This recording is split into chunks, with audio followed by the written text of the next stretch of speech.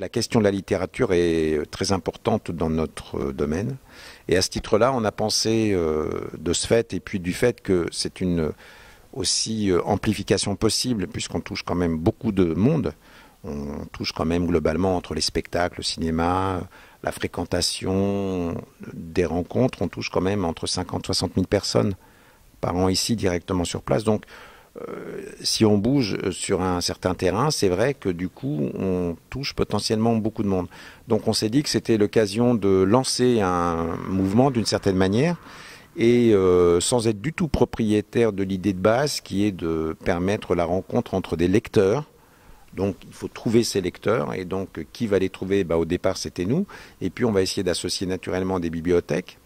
Ça a été des étapes progressives, les libraires, des associations qui s'intéressent de près ou de loin, ou plutôt de près à la lecture, et de voir comment nous on pouvait donner la pulsion à partir d'un moment et espérer que cycle après cycle, d'autres s'emparent de ce moment-là. Les bibliothèques donc, de Châlons et Saint-Rémy ont estimé qu'il était évident pour un projet de lecture publique proposé par l'Espace des Arts de s'associer au projet, notamment dans l'accueil et l'animation de groupes de lecteurs, parce qu'on est au cœur de notre métier, le partage de lecture, partage de pages, de pages lues, et c'est sur ce format-là qu'on s'est retrouvés. Nous sommes 3 bibliothécaires à nous être engagés sur le projet, 2 bibliothécaires de Chalon-sur-Saône et Pierre-Yves donc de Saint-Rémy, et chacun d'entre nous c'est finalement dédié à un auteur, un des 3 auteurs invités sur les rencontres de pages en partage. Donc tout le travail pour nous a consisté à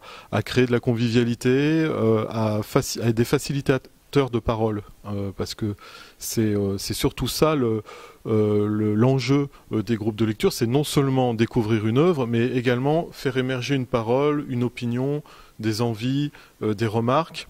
Faire en sorte que les lecteurs puissent d'une part animer à l'Espace des Arts le moment de page en partage, on va dire sur scène, mais également puissent mettre en relation la familiarité qu'ils auront eue avec un auteur, avec la réalité de cet auteur. Et je fais partie de cette génération qui n'avait pas de livres d'enfants à portée de main, et donc je lisais à peu près n'importe quoi. Tout ce qui me tombait sous la main, et probablement des livres qui n'étaient pas du tout faits pour moi. Et c'est d'ailleurs un des grands bonheurs pour moi de l'écriture, je voulais dire de la lecture, mais aussi de l'écriture évidemment, c'est de n'y rien comprendre. Mais encore. Ça commence mal. C'est-à-dire de m'embarquer pour un territoire que je ne connais pas. Voilà, moi j'ai fait l'expérience enfant de lire des livres qui pendant, je ne sais pas, 1 page, 10 pages, peut-être même 50 pages, m'étaient complètement inconnus, voilà, auxquels je ne comprenais littéralement rien. Et au bout d'un moment, c'est pas tellement que j'y comprenais plus, c'est que je commençais à faire partie du livre, au fond. Et moi je crois que c'est fondamental, je trouve, cette expérience de lecture. De la plonger dans un texte qui spontanément ne vous est pas forcément ni accessible, ni pas un paysage connu en tout cas. C'est toujours je n'en prends jamais l'habitude, c'est toujours un événement. D'abord là c'est très différent parce que les lecteurs sont des lecteurs accomplis depuis cet automne, donc ils travaillent sur mes livres, si j'ai bien compris, donc ça va être tout à fait différent.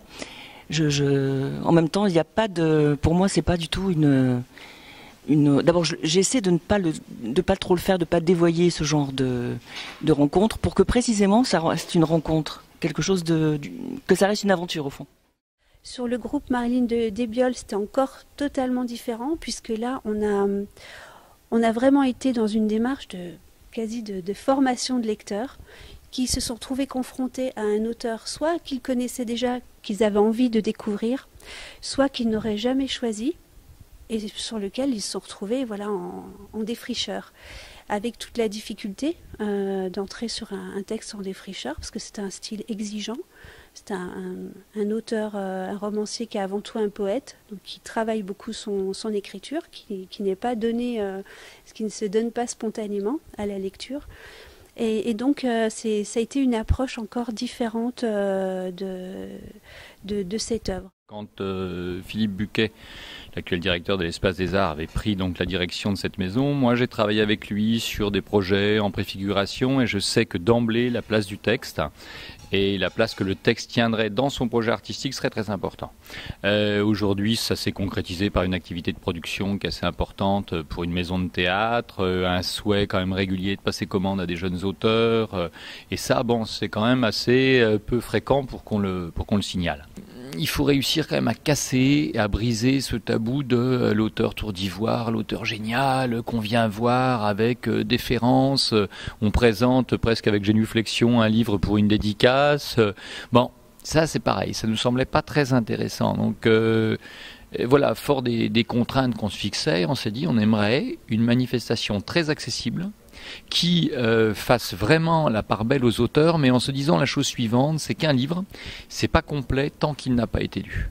C'est-à-dire qu'en fait, le livre, c'est la moitié du processus. Mais pour qu'un livre existe pleinement, que ça soit autre chose qu'une boîte sur laquelle un auteur marque son nom, voilà, il faut l'ouvrir et il faut en déployer les pages. Or, pour déployer une page, il faut qu'il y ait un esprit, un lecteur qui s'en saisisse. Donc on va faire une table du libraire qui proposera donc les livres des 3 auteurs pour les rencontres. Là, je pense que l'échange des groupes de lecteurs avant sera vraiment enrichissant pour chacun, parce qu'on lit pas de la même façon non plus.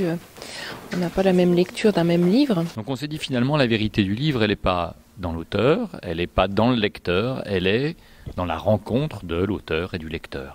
Donc on a voulu vraiment, et je crois que le propre de Page en partage, le nom le dit très clairement, Page en partage, c'est un titre qui est volontiers, je veux dire, qui est très grand public, mais parce qu'on on assume ça vraiment, mais en disant voilà, ça sera très large en termes d'ouverture publique, mais par contre très pointu en ce qui concernera la qualité des auteurs invités.